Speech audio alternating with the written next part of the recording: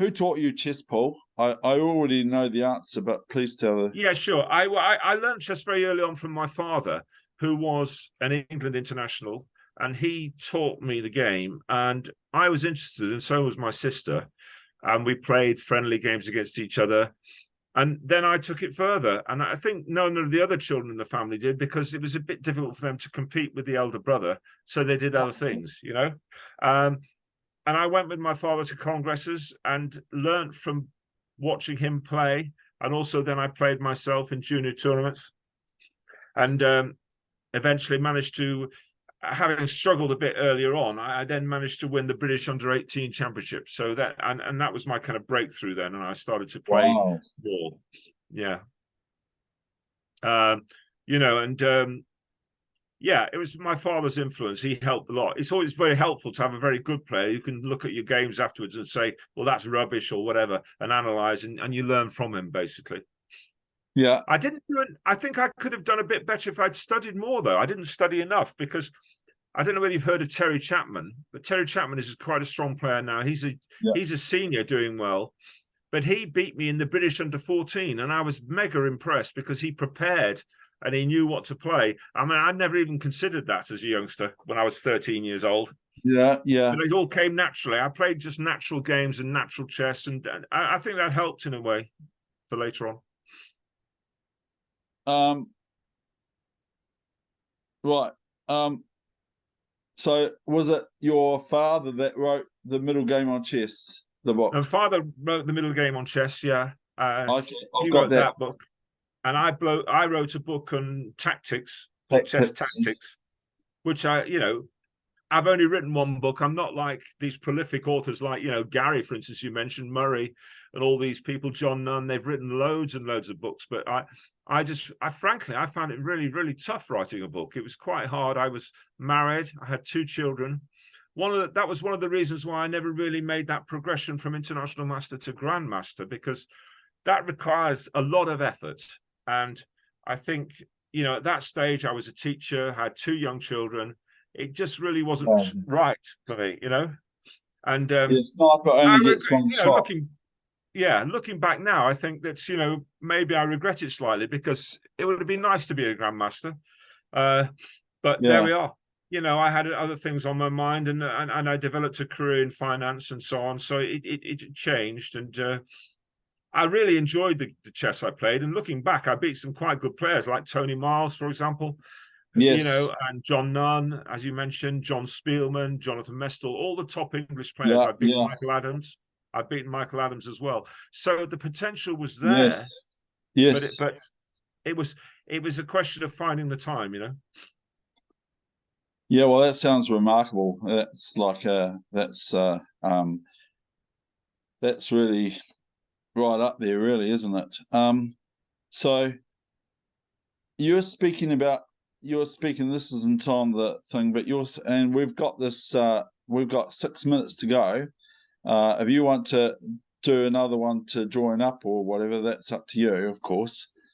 You asked this question yourself, so here it goes. Okay, so you ready? Yeah. Right. What was it like to beat Grandmaster Murray Chandler? Well, Murray and I have had loads of battles. I tell you what was really hurt me in the Arc Masters in the early 80s. I had 5 out of 5, and he had 4.5 out of 5, and we played the last round. And I only needed to draw to win the tournament, and I was white. But the trouble with me is I never knew how to play for a draw in those days, and it would never occur to me. I was hopeless. So I played an interesting opening, and he played an interesting opening. And after an incredibly tough battle, we both had very little time. He eventually won, and he won the Arc Masters. So I was upset, very upset by that. That was a big upset. But then a bit later on in the British Championship in 1981, which I won, I got my revenge. This time I was black. And it was really, really nice. It was a very good game of mine, and I was really chuffed. And it was nice to get my revenge on Murray. And I think of all the grandmasters, Murray and I, we always have a very interesting game. He's beaten me on several occasions. I've beaten him on several occasions. But I always Wow. feel I've got an equal chance against Murray, because Murray himself is a very enterprising player. He wouldn't know how to play for a draw either. He's not that kind of guy. He's always playing for a Yeah. win. Yeah. And Yeah. it's very interesting to play a guy like that. Wow, And that's so amazing. I was chuffed to beat him and win the British, and that was the big game when I beat him there with black. Yeah. What was it like, and how did you win the UK title?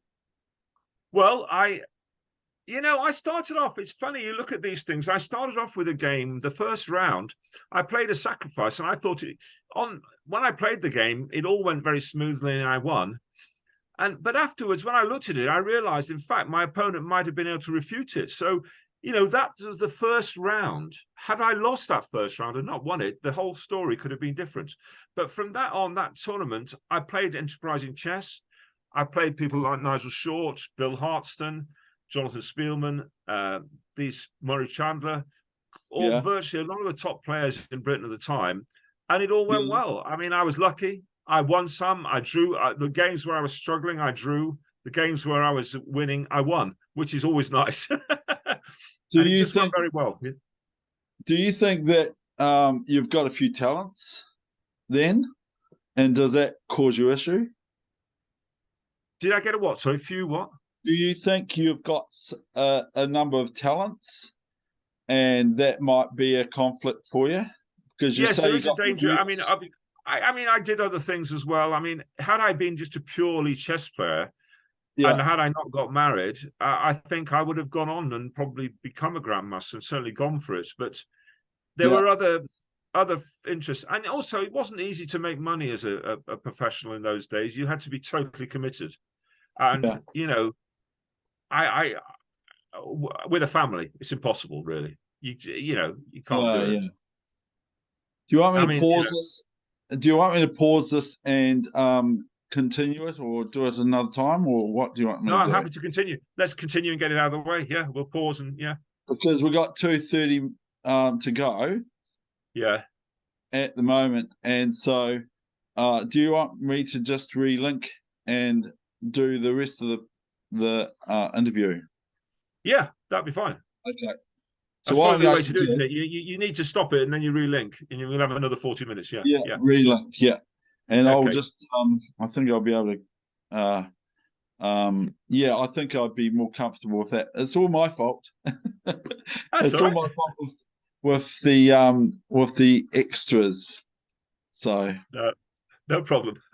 I'm going to now stop recording, and then I'm going to send you a new link. Okay, lovely. That's fine. Okay, thank you. Okay, cheers. See you in a minute. Okay, hi. Hi again. Thank you very much, and I really, really, really appreciate this. No problem at All the all. way from St Kilda, Dunedin, which is almost the southernmost point in the planet that Mum and Dad found in 1952, and decided to Is that stay where at. you live now? Yeah, I know. I live in Christchurch, but there's Mum's got some things going on for her. She's had a broken fibula.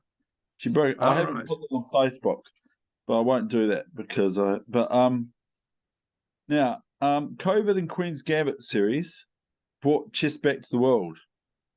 What did the Hunts and Magnus occurrence do for the game? Well, what does Magnus do for the game? Yeah. So what did Magnus and Hunts Niemann do for the game? Oh gosh, yeah. Well, um, that was all a bit unfortunate, really. I guess there's no smoke without fire, but it's not entirely clear what happened. And I believe the latest thing was the case was dismissed, wasn't it, by a US judge, I believe. So it's all kind of over. They must have suspected something for Magnus and also various other people. But Yeah. in a funny kind of way, though, there's the old saying, what's publicity, there's no such thing as bad publicity. it kind of, anything at all which draws your attention to the game of chess is good for it, because it really has Yeah. led to a big expansion in the number of players. I mean, I was amazed. I was Yeah. looking at the data for the number of people who are joining up and playing online chess. Something unbelievable. Per day, the number of new users of chess.com, for example. I mean, it's incredible. Yeah, yeah. So obviously, Awesome. chess is the in thing. I mean, it's a very relatively easy game to play online, Yeah. and you only need two people. A lot of games you need more than two people. So, but two people to play a game of chess, it's fairly easy. And I think also that face to face is coming back. Certainly in the UK, it's coming back. I don't know what you're finding in New Zealand, but we're getting more and more tournaments face to face now, and people are getting used to playing back, proper chess. Yeah. Well, So yeah, good. It's been good for the game, I think, even though obviously it was a rather unsavory incident. I think generally it's been good for the publication of chess, and the Queen's Gambit, amazing. That everyone was talking about that, and all my friends, even non-chess players, were talking about it. Yeah, yeah. so anyway, the same subject. Your view on England versus Australia cricket? Oh, blimey! What? It's always a big battle. I mean, the ladies have just lost. Our ladies to your ladies, it was a very tight thing, so that was a good battle. This other series looking tight as well. I mean, the Australians are a bit lucky to go 2 ahead, and now we fought back to 2-1, so it's all to play for. I mean, I hope the boys are going to do it, but the Aussies are always very resilient, and they're always a tough nut to crack, as you know. Being in New Zealand, you're the Aussies are your old enemy, aren't they? Basically, yeah. Friendly rivals. Friendly rivals, absolutely, yeah. Yes, but I'm sorry you're being quite evasive here, because I'm talking about the throw the ball through the stumps when the Englishman is walking Yes. away. No, well, that was. I mean, I don't know how I would have reacted there, but I think personally, I think the Australian captain should have been more. He should have recalled the batsman. It was an unfortunate, I suppose, in the letter of the law, he was out, but it wasn't really a fair wicket, was it? I mean, it was the English batsman obviously thought the ball was dead, Bairstow, but it was yeah. It left a bit of an unsavoury taste in the mouth, and we hated the Australians for about 10 minutes, but we're okay now. Now we won the third test, we're back again, and they're okay. Cheats. Yeah, they were cheats. Yeah, And exactly. But I was watching Piers Morgan. I was watching Piers Morgan about it. Yeah, exactly. I mean, I think the point was that we, I don't know how I believe the Australian newspapers was calling us wimps and everything and so on, and saying, don't be so babyish. But it was the opposite reaction in English newspapers. What do you do if things don't go well for you, Paul?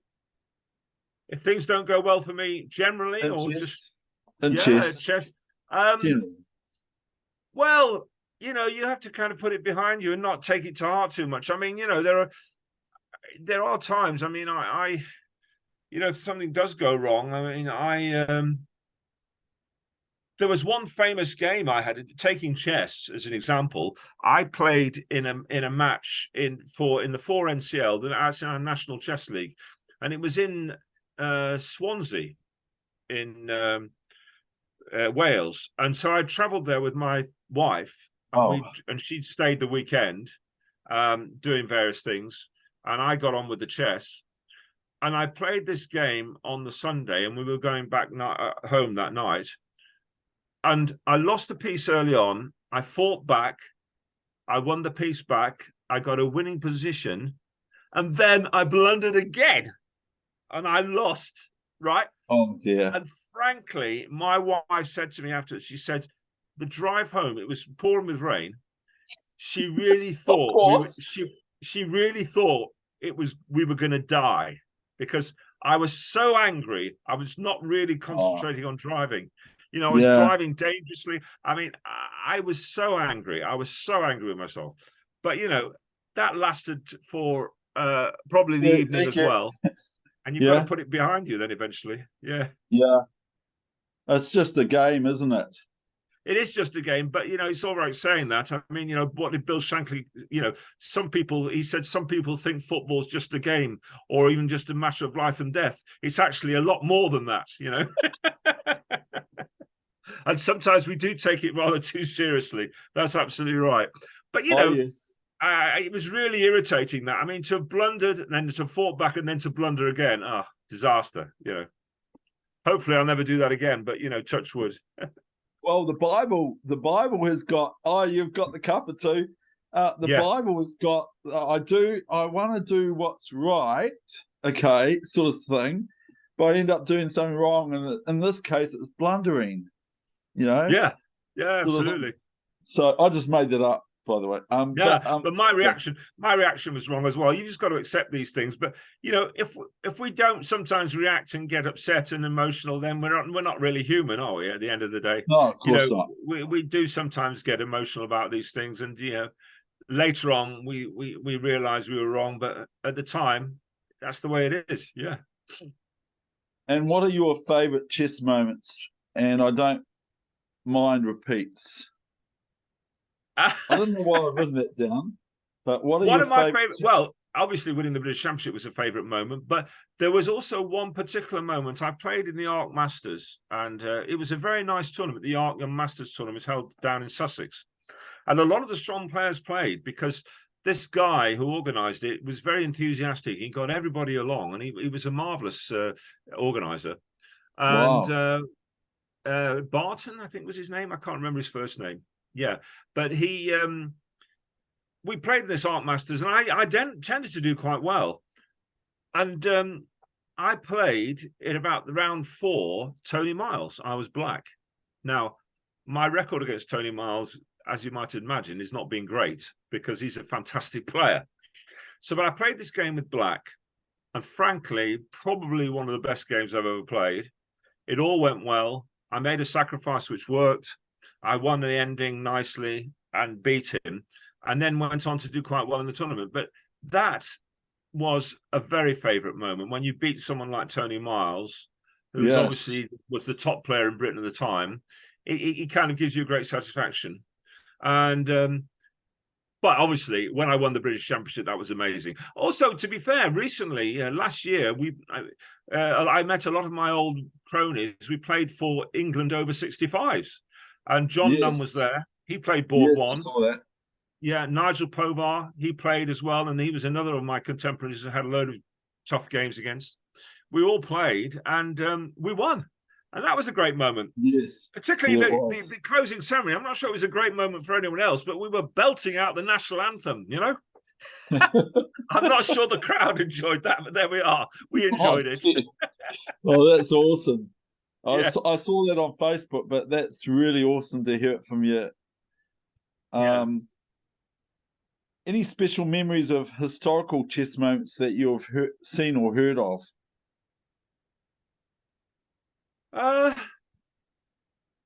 What you mean prior to me playing, or just when I was playing, or what? Means what it means. Yeah, And exactly. Just special memories of historical chess moments. I've got one, but it's not about me. No, I do remember particularly being there at Skara in the European Team Championship and seeing Tony Miles with black beat Karpov. That was a fairly historic moment because he chose the King George, the St. George defense with A6 against E4. A6. And he beat, that was a very historical moment, seeing Miles beat Karpov there. That was fantastic. Funnily enough, at that, there was also another historical moment, not to do with chess, but I actually hit Ray Keane with a snowball. So that was very, very historical because it was the weather. It was in Sweden and the weather was pretty bad. And we were walking back from dinner one night and a snowball fight kind of broke out. Well, so that was good fun. That sounds really like, yeah, no wonder you said yes to snow and not ice. Yeah, exactly. Yeah, it was very soft. There was no one in any danger. I didn't do that well. I actually, to be fair, playing for England teams, I did well when I played for the Student Olympiad in Mexico, and I won the gold medal for the board. And I lost to Beliaski in that student, but obviously he's a very strong player. But I did very well Oh, overall. But then in between, in the England matches, I didn't do that well, and it was quite tough. I didn't do very well, and so I was pleased to be able to do well again in the England over 65s and to support England, because you know, I'm very keen to support England as a team. Yeah. how do you relate chess to life, Paul? Well, that's a tough question. I mean, you know, some people would say that a chess player doesn't know how to live life because it becomes very isolated. I think people notice that your brain, you become dominated by the board, you're dominated by the game, and you become very singular, and you, nothing else counts. It's to be that ability to cut everything else off and to concentrate is very, very important. And you know, it means that that's slightly different to life. Life is very much, you know, doing all kinds of different things and so on, but the concentration required for chess is very tough. And I would say, you know, put it in, you know, in say a top profession, like say you're a nuclear scientist or something, where you're focused solely on one objective, and a very, very tough thing. And in fact, it does make it hard, I think, for wives of chess players do have sometimes a bit of a rough time, because we become very very, you know, narrowly focused on the game, and frankly sometimes not very nice to know. There we are. I heard that from the other point of view, I heard why a certain New Zealand chess player gave up chess. And the reason was, at night time, he was being hassled by chess pieces floating around in his head. At dream time, when he wants to go to sleep, he's got these chess pieces, and you know, like his brain. And I you know, I have that happen too. Like, if I get a problem, it's not about me, but if I get a problem, I work it out sometimes when I've woken up, just wake up and go, oh, that's it. Yeah. I do that myself. You go to bed with the problem in your head, and you kind of daydreaming, kind of, when you're not fully asleep, you kind of think about the problem, and then later on you wake up properly and you suddenly say, oh yes, yeah, that happens to me quite a lot. And as I say, you get dominated by chess if you don't watch it. And you know, you've got to try and avoid that, otherwise you become you know, a bit of a rubbish person to know. Basically. Have you any advice for new chess players, even if they're older people? You know, what have you got for advice for those new chess players out there? Well, I would say that first of all, it might seem obvious this, but it's not. You must try and, with your openings, try and be happy with what you play, and to look at things yourself.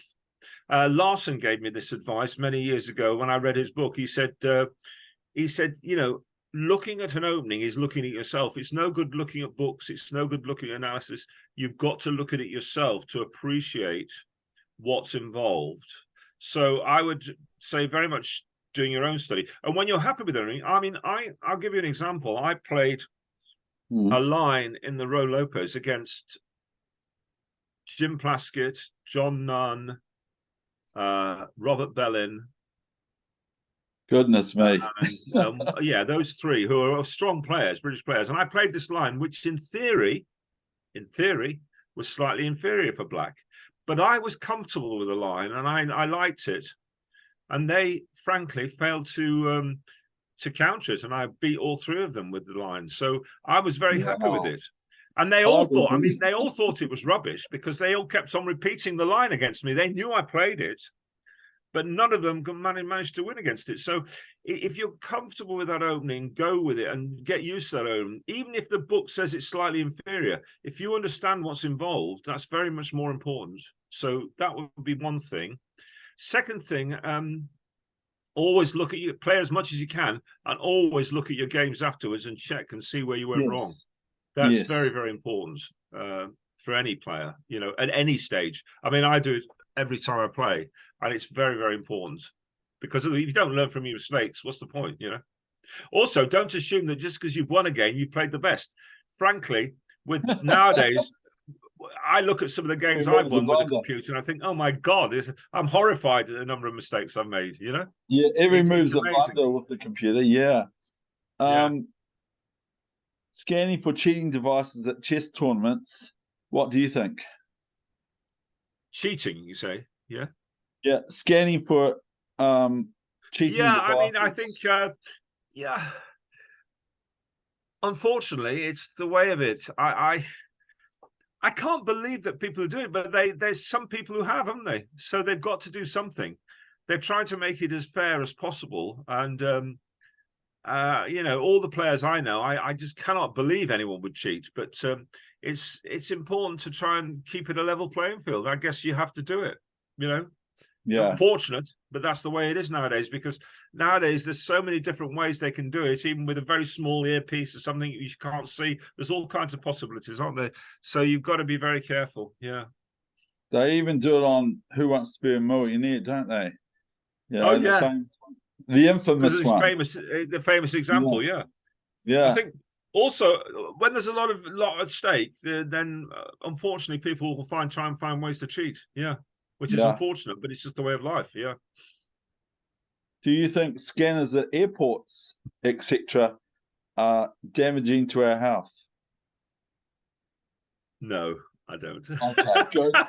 I'm glad you said that. I'm not worried about that. In games and chess are simple, right? Yeah, no, they're not. That's absolutely wrong. That was another thing I was going to say, that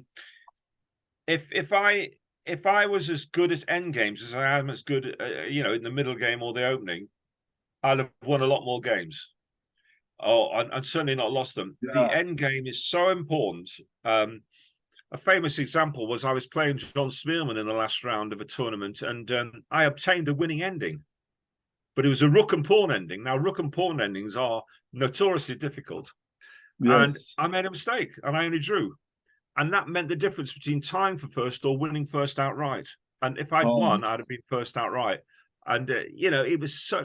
And that involved, if I'd been first outright, I'd have gone to Russia for a special fellowship. It would have been great.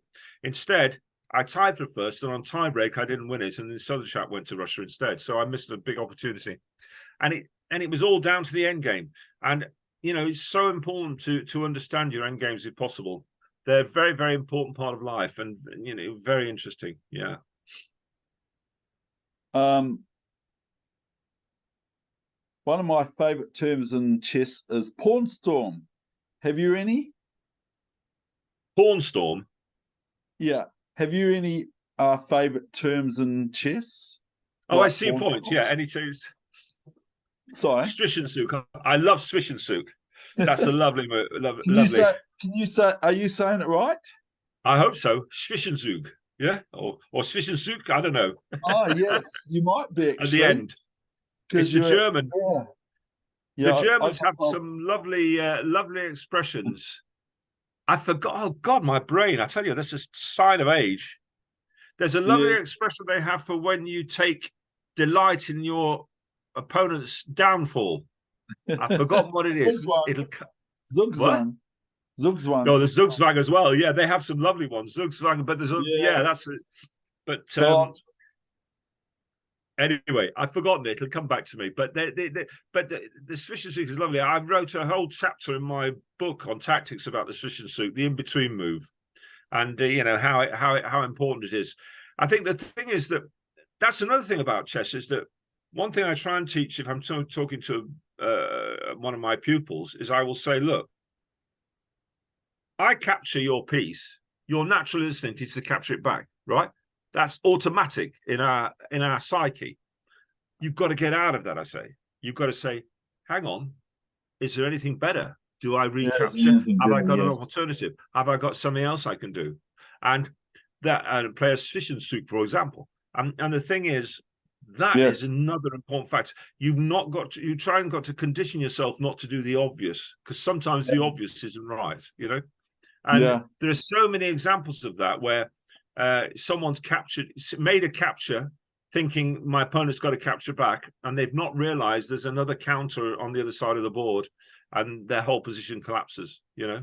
So that's an important part of chess, and it's quite difficult to because when we were young and learning, we took a piece, we took it back, and so you know, we've got to condition ourselves, and we've got to try and say, hang on, let's try not to condition ourselves. Let's think before we. You go on. Again, all these things are difficult, though. You kind of learn them with experience, and trying to get people to do them is not so easy. Your video's gone out there a little bit. I've lost you. Yeah. Your video's gone out a little bit. Are you not there you seem now? To have got, oh, my internet. Are you there? Yeah, that's it. Yeah. Okay. Okay. Sorry. It says my internet connection is a bit dodgy. Yeah, I'm here. Are you there? Yes.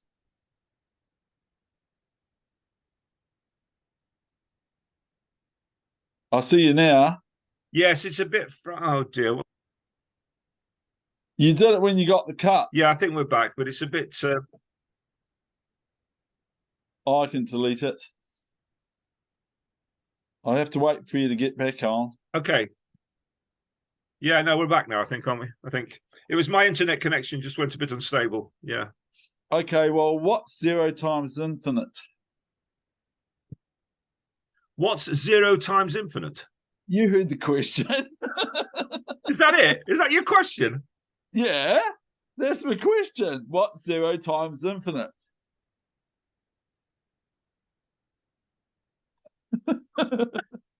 Okay, what's 0 times a billion? That's a bit easier. Well, 0 times, it's just 0, isn't it? Where's the billion gone? It's 0 times anything is 0. You know, that's life. If you had $1 billion in the bank and someone said, "Oh, I just put an X and a 0 in between it," then look at what happened. It just went away. There's no money. Yeah, left. it would be awful. It would be awful. Quite right. So it doesn't make sense to me. And then what happens if you go 1 times a billion and you go 0 times a billion?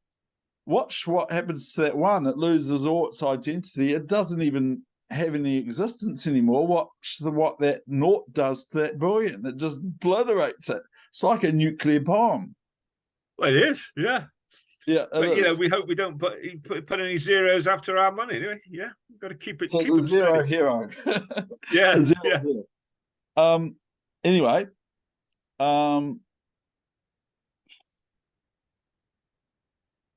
do you play blindfold chess? Yes. Now I have. I made not a speciality of it, but I have done a few blindfold things.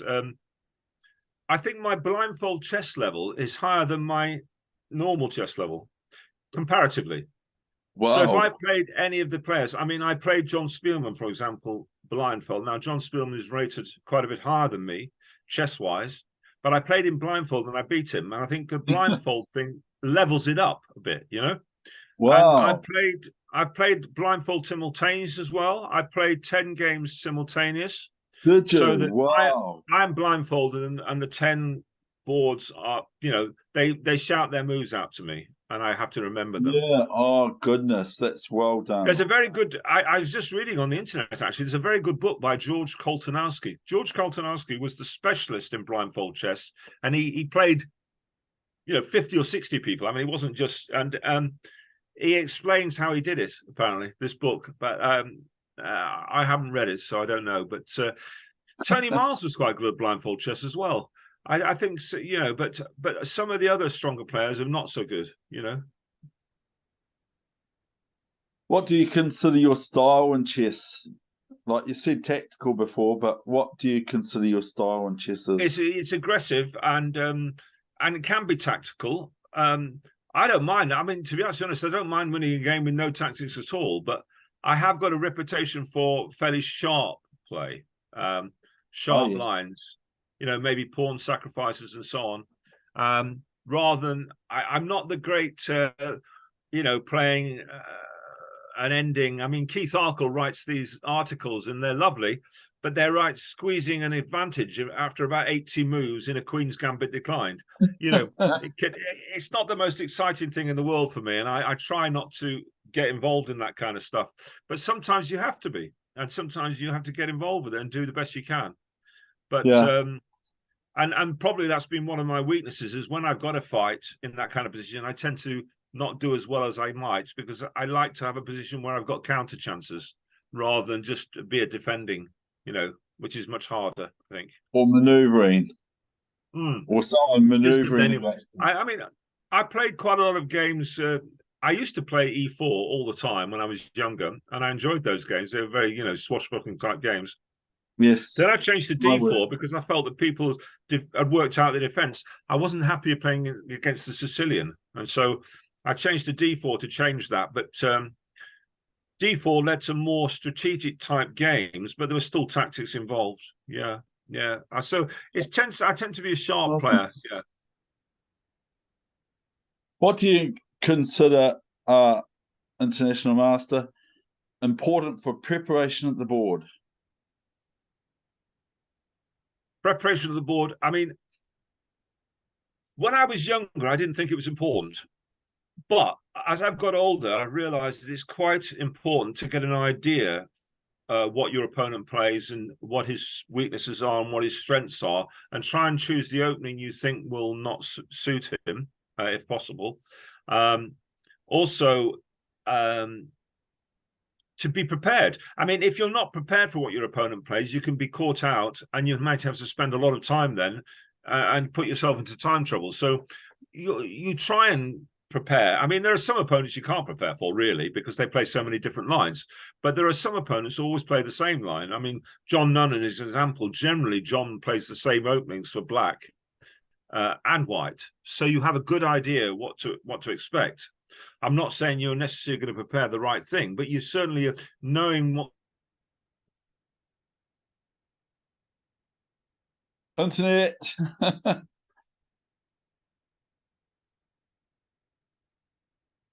And I looked at it and realized that white, there was an improvement for white. And so this line, he's bound to play something different, but he played exactly the same line. Can you believe it? Yeah. And we played the improvements, and he lost, and we won. So you can prepare quite successfully, but you've got to be, you know.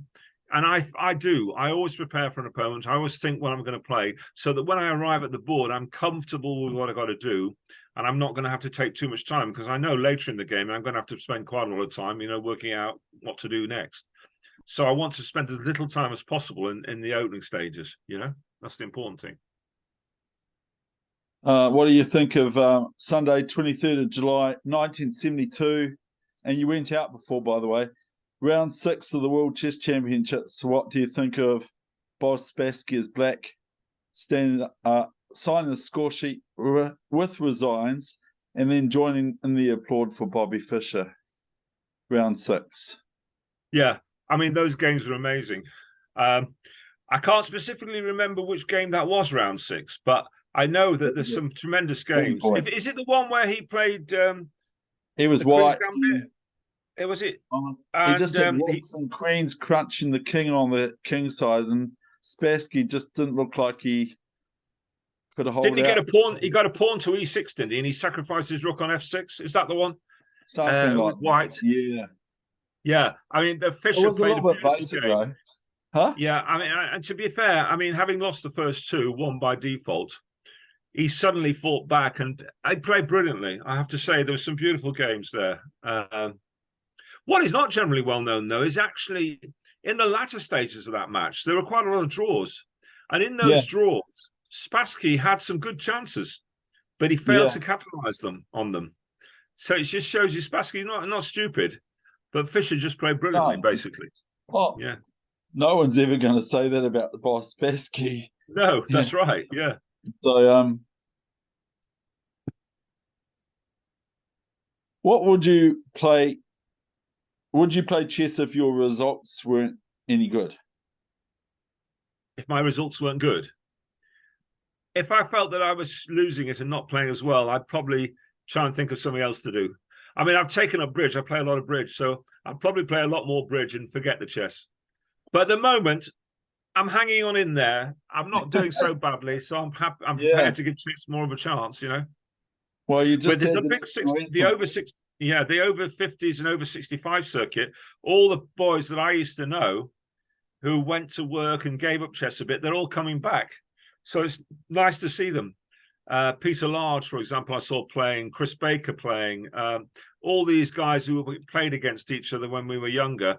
You know, then we all worked and we all had families, so we didn't have chance. And now we're coming back. We feel we've got a chance on the senior circuit, so we're going for it, you know. But if I start losing, if I start playing badly, I think I'll give it up.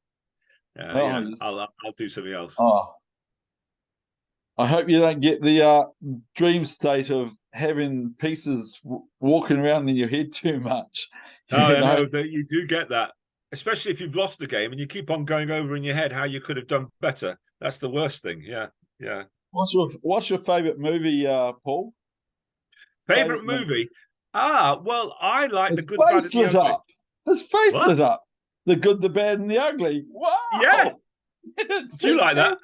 Clint Eastwood and all that. Yeah, it's a classic. Yeah, it's a great film. I love that film. I think it's a fantastic film. I mean, I do like lots of different films, actually. I'm very fond of all kinds of films, but that one is a real favorite of mine. I think it's a classic, you know? Yeah, it is. And he's sitting there and he's up on the top of that. He's been hung or something, and he gets away. Yeah, that's right. He shoots the rope. Yeah. You know? And then there's one famous scene where he gets Eli Wallach catches up with him. Yeah. He's just about to shoot the rope, and Eli Wallach, and he looks at Eli Wallach, and Eli Wallach shakes his head. And so the bloke gets hung, and that's it. He's expecting to escape, but that's the end of him. Terrible. What do you do when your opponent is not your best friend? Yeah, it's a typical one. I don't like to hate my opponents. I'm not like Bobby Fischer. Bobby Fischer says he hates his opponent. I don't totally believe that, actually. I don't totally believe he means it. What he's trying to say is that I want to kill my opponent. He wants to get into that frame of mind where he's playing and he wants to kill his opponent, right? Yeah. I don't get into that frame of mind. I want to beat my opponent, but I don't feel as though I have to hate him to do that. You know? Yes. Yeah. Do you play ever, like you've sort of said this a wee bit, do you play what we would call a dud game? A dud game? Yeah, a game that was like a blank bullet. I'm not sure what you mean exactly. Sorry, it's just a game which is a waste of time. It's a fizzle. Your gameplay is a fizzle. Do you get those games? Rubbish. Yeah. Well, you do have that sometimes, and you think back and you think, oh my God, I wish I could have done better. Yeah, I mean, it just happens every now and again. You can't really do anything about it. It's just, you just can't get into the rhythm of the game. Yeah. What's the movie you hate the most? The movie? That you hate the most, you detest. The film I hate the most, in other words, yeah. No, any movie, not Eddie Murphy, but any movie that you detest the most, that you just can't stand. Oh, I don't know. I have to go back to school to learn English. That's okay. I'm just trying to think. Like, I hate Independence Day, for example.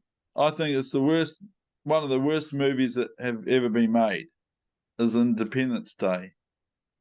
But the box office... You know what? I tend not to... I've watched occasionally movies, I think, that I might hate, but I forget them very quickly, and I don't see them again. I tend to choose the films I quite like, and I can't say I really hate any movie offhand. No, I don't really hate any movie. I'll think of something. Sorry? What about foods? Is there any foods you hate? Foods? Yeah, any food. Well, yeah, this is a phase you go through. I didn't use, as we all were when we were younger, we didn't used to like sprouts, but I quite like them now. I'm not terribly fond of fish, strangely enough. Oh. I like prawns and I like lobster, stuff like that, but I'm not terribly fond of straight fish.